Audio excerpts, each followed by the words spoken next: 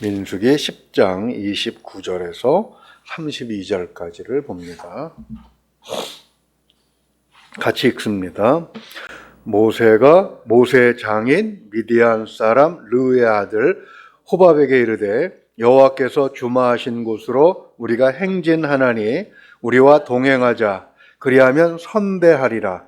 여호와께서 이스라엘에게 복을 내리리라 하셨느니라.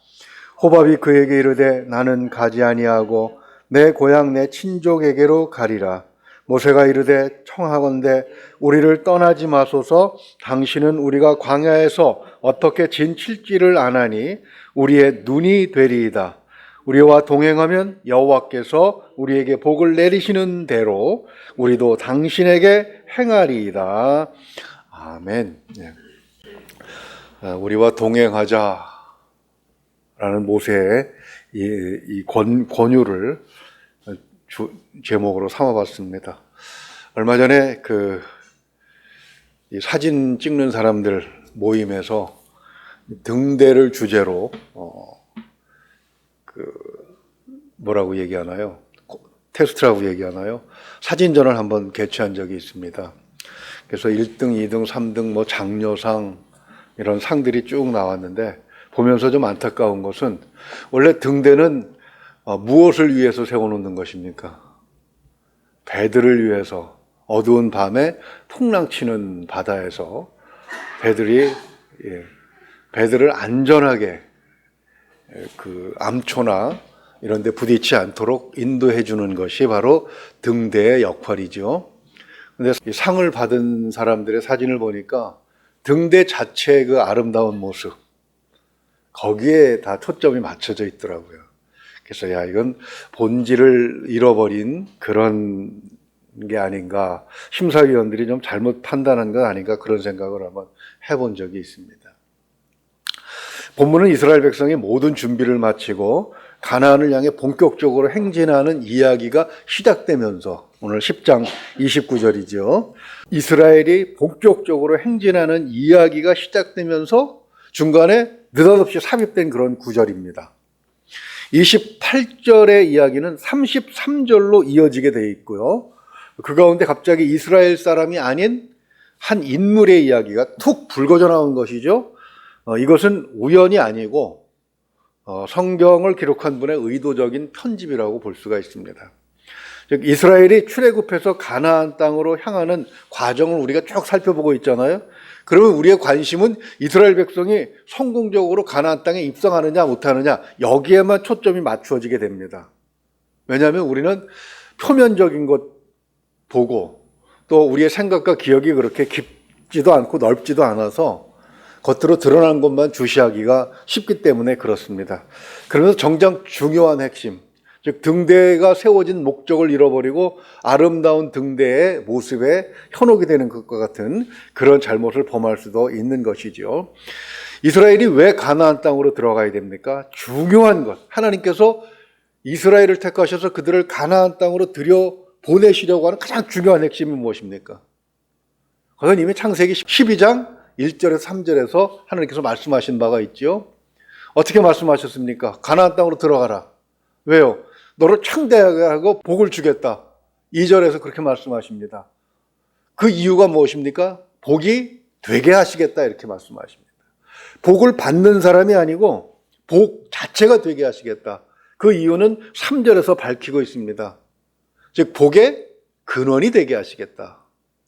즉 아브라함이 혼자서 복받고 잘 사는 거기서 머무는 것이 아니고, 하나님 잘 믿었더니 이렇게 복받았더라, 여기서 끝나는 것이 아니라 하나님께서 그 사람을 세우셔서 얼마나 많은 사람들에게 복을 전하게 하셨는가, 이것을 보도록 하시는 것이죠.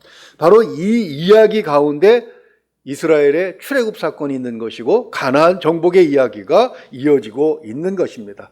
그것을 하나님께서 이스라엘을 택하셔서 가나안 땅으로 들여보내시는 그 목적이 무엇인지를 이야기 중간에 한 번씩 상기시켜 주시는 것이죠. 모세처럼 호밥의 이야기를 통해서 하나님께서 강조하시는 의미를 우리는 다시 한번 생각을 해보려고 합니다.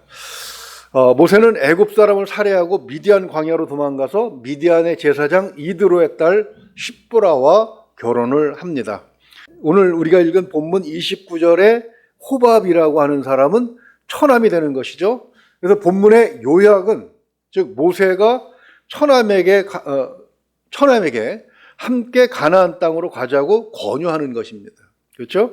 본문에는 따라갔는지 고향으로 돌아갔는지 언급은 없습니다. 그런데 사사기 1장 16절을 보게 되면 모세의 장인은 겐 사람이고 그 후손들이 유다 자손들과 함께 거주했다라고 기록을 하고 있습니다. 이들이 호밥의 후손일 가능성이 높기 때문에 호밥은 모세의 권유를 받아들였다고 보는 것이죠. 이 본문에 나오는 그 모세 장인 미디안 사람 르엘이라고 되어 있습니다. 이게 자꾸 시선에 거슬려요. 왜냐하면 출애굽기 3장 1절을 보게 되면 그의 이름이 무엇으로 나옵니까? 이드로로 나오기 때문이죠. 모세가 이스라엘 민족을 데리고 광야로 나왔을 때 출애굽기 18장 1절을 보게 되면 와서 좋은 조언을 해주죠. 그때도 역시 이드로였습니다. 그런데 본문과 처음 모세와 모세 장인이 언급되던 출애굽기 2장 18절에서도 본문과 같이 르엘로 기록이 되고 있습니다. 왜 한 사람의 이름이 자꾸 르엘이 됐다가 이드로가 됐다가 이렇게 바뀌는 것이겠습니까? 성경을 자세히 보게 되면 이드로라는 이름을 사용할 때는 그 앞에 미디안의 제사장이라는 호칭과 이름이 따라 붙습니다. 그런데 르엘이라는 이름을 사용할 때는 미디안 사람이라는 수식어가 붙어요. 즉 다시 말해서 르엘이 그냥 우리가 가지고 있는 보통의 이름, 부모가 지어주신 이름이 되는 것이고 이드로라고 하는 것은 그가 가진 직책, 사회적인 직분을 의미한다고 보면 되겠죠. 이 르엘은 출애굽기 18장에서 모세를 찾아왔다가 백성들의 우두머리를 세워서 그 모세를 보좌하도록 그런 제도를 제안합니다. 그리고 27절, 출애굽기 18장 27절에 자기 집으로 돌아가죠. 그때 아버지와 함께 왔다가 이 호밥이 이스라엘의 진영에 지금까지 함께 있었는지 아니면 중간에 다시 찾아온 것인지 31절 이후에 권면을 받아들여서 같이 쭉 있었는지 우리는 그것까지는 알 필요가 없지만 아무튼 31절 이하의 말씀을 보게 되면 지리에 밝은 지역 전문가가 필요하기 때문에 또 미디안의 처갓집에 찾아가서 일부러 모셔온 건지 그것까지는 우리가 알 수 없습니다. 다만 오늘 본문에서 강조하고 있는 것, 그것을 보면 앞에서 제목으로 말씀드린 것처럼 모세의 권유가 어땠습니까? 우리와 동행하자는 것이죠. 동행하자, 즉 장인, 모세의 장인이지만 미디안 사람입니다. 이스라엘 족속이 아니죠. 그럼에도 불구하고 우리와 동행하자라고 하는 그 말씀 속에, 그 권유 속에 중요한 의미가 들어있다는 것입니다. 즉 하나님의 목적, 이스라엘 백성을 이끌어서 지금 출애굽시키시고 가나안 땅으로 그들을 인도하시는 목적은 모든 민족에게 복음을 전하고자 하시는 것이죠.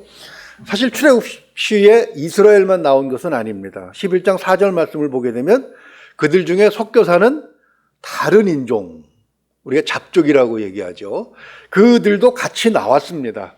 이것은 모세가 인종차별주의자도 아니고 그렇게 편협한 마음을 가진 사람도 아니라는 의미가 되죠. 모세는 호밥에게 같이 가자고 하면서 그리하면 우리가 선대하리라 이렇게 약속을 하고 있습니다. 여기서 우리는 하나님께서 이스라엘을 구원하신 것은 결코 이스라엘만을 위한 것은 아니라는 사실, 그것을 우리가 생각하게 되는 것이죠. 이스라엘을 통해서 타 민족도 구원하시려고 하시는 하나님의 근본적인 목적, 아브라함을 택하셔서 그들의 민족을 창대하게 하신, 그로 인해서 그 후손들이 창대하게 하신 그 하나님의 의도가 암시되어 있는 것입니다.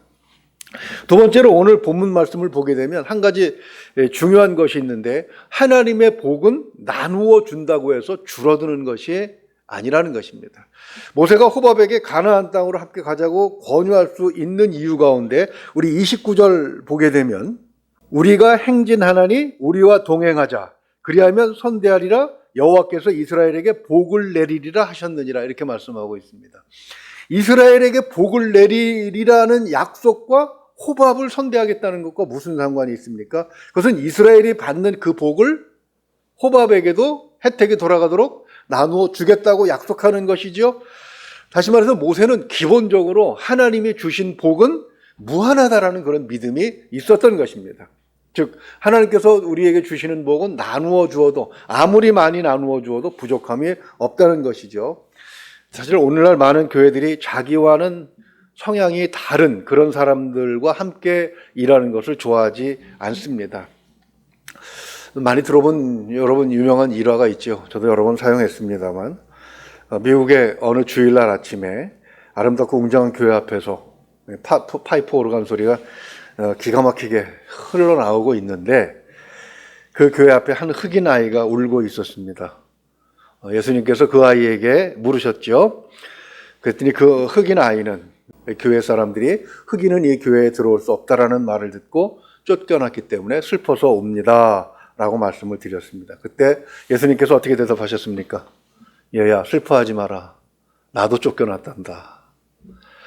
물론 만들어낸 이야기겠습니다만 사실 지금도 미국의 교회에는 흑인과 백인이 함께 예배하지 못하는 교회들이 많은 걸로 알고 있습니다. 좀 더 최근의 사례를 찾아보려고 인터넷 뒤지다가 마음만 상했어요. 무려 어제 같은 경우는 하루에 2번인가 3번이 총질이 일어났습니다. 이게 진짜 어쩌려고 이러는 건지. 색깔이 다르다고 차별하고 거기다 총질을 해대고 나와 마음이 다르다고 아무에게나 사람에게 총을 쏴대는 그런 미국이 우리에게 복음을 전해준 아주 우리에게는 적어도 신앙에 있어서는 은인 같은 나라인데 좀 잘 되기를 바랍니다. 아무튼 하나님의 복은 다른 사람과 공유한다고 해서 줄어드는 것은 아니라는 것이죠. 교회는 그것을 잊어서는 안 될 것입니다. 세 번째로 오늘 말씀의 중요한 것은 하나님은 인간의 경험과 지혜를 결코 무시하지 아니하신다는 것입니다. 호밥은 30절을 보게 되면 모세의 권유를 받고 처음에는 거절을 하지요. 그런데 모세가 어떻게 설득을 합니까? 31절 하반절을 보면 우리의 눈이 되어달라 이렇게 권유를 하지요. 그가 이스라엘 사람에게 필요한 사람임을 강조하고 있는 것입니다. 이 본문에 대해서 우리가 가끔 오해할 수가 있는데 바로 앞본문에서 살펴본 것처럼 하나님께서는 구름과 불로 떠날 때를 지시하시고 머물게 하시고 인도하신다는 얘기죠. 그러나 하나님께서 그렇게 하시는데 왜 호밥 같은 사람을 모세가 필요하다라고 말하는 것인가? 단지 호밥을 같이 동행하게 만들기 위해서 지어낸 말인가? 라고 생각해야 할 수가 있습니다. 그런데 분명한 것은 하나님께서 지역을 지정해 주시기는 하지만 세세콜콜 심지어는 텐트를 치는 것까지 그렇게 간섭하지는 않으셨다는 것이죠. 광야라고 해서 항상 모든 것이 다 평평한 것만은 아닙니다. 광야도 높은 산이 있고 시내산이 그렇죠. 또 비가 오면 갑자기 물이 불어나서 큰 강으로 변하는 곳도 있습니다.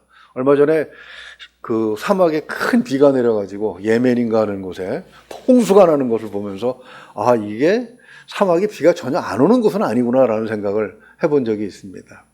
그렇게 갑자기 어느 날 큰 비가 내려서 막 싹 쓸고 내려가는 그런 경우도 보았습니다. 즉 다시 말해서 사막도 다양한 지역적인 환경이 있는 것이죠. 다시 말해서 호밥은 그 지역의 전문가였습니다. 하나님은 사람의 경험과 지혜를 결코 무시하지 않으십니다. 다만 그것으로 하나님 앞에서 교만한 것을 경계하시는 것이지요.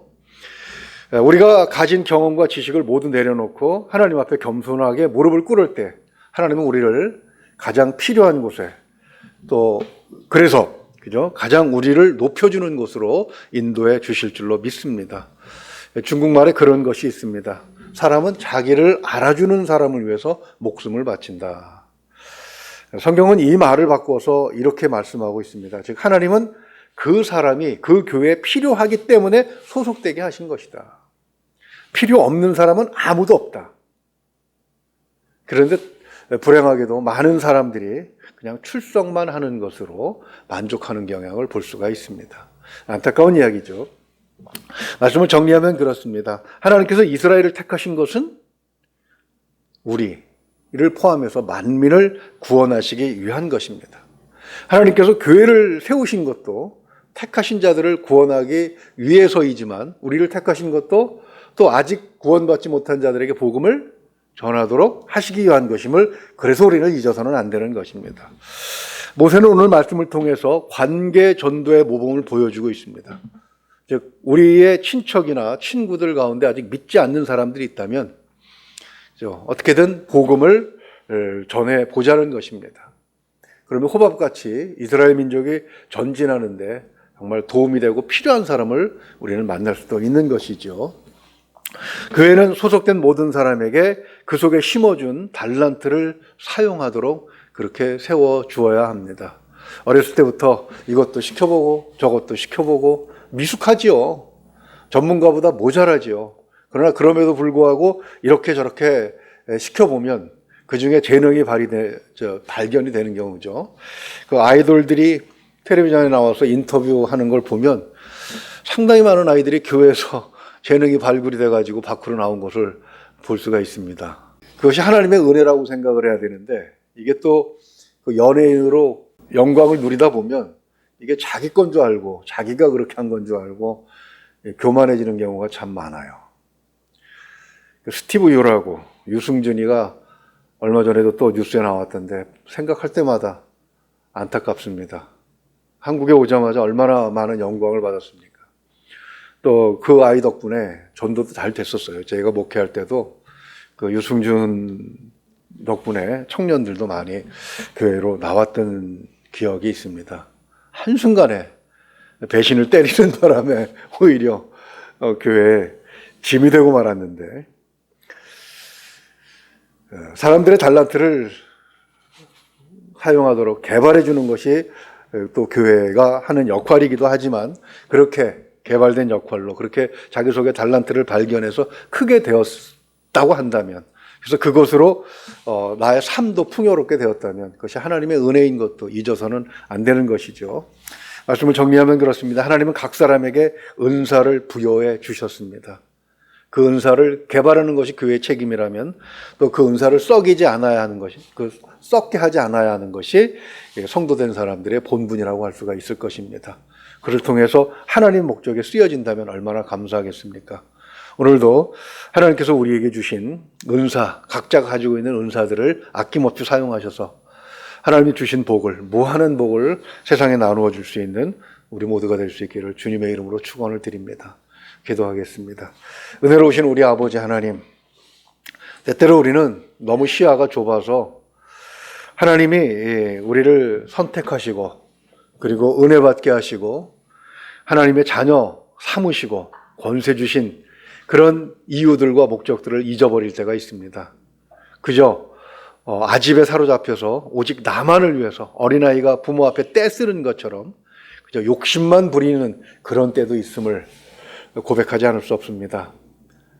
그러나 하나님께서 우리에게 중요한 능력을 부여해 주시고 우리에게 복을 주시는 이유는 그 복을 나누어서 하나님의 은혜를 세상에 전하라고 하시는 것임을 이 말씀을 통해서 다시 한번 생각하게 하셨사오니, 오늘 우리 하루의 삶이 아직 주님을 모르는 사람이 있다면 우리와 동행하자라고 권유할 수 있는 그런 하루가 되기를 소망합니다.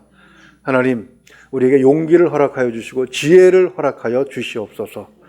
그래야 하나님이 정하신 사람, 택하신 사람을 하나님 앞으로 인도할 수 있는 복된 하루가 될 수 있도록, 또 그런 날들로 이어질 수 있도록 주님 우리에게 힘을 주시옵소서. 또 그 사람을 통해서 복을 주시려고 우리에게 주셨다는 사실을 오늘 본문 말씀을 통해서 또한 우리가 확인하게 하셨사오니, 하나님, 참으로 하나님의 은혜 가운데서 이 일들을 슬기롭게 이루어가기를 소망합니다. 오늘 하루 한 영혼 보내주신다면 하나님 앞으로 인도할 수 있는 귀한 하루가 되어서 하늘의 천국 천사들의 잔치가 벌어지는 귀한 날이 될 수 있도록 도와주시옵소서. 하나님께서 함께 하시기를 원하오며 우리 주 예수 그리스도 이름으로 기도하옵나이다. 아멘.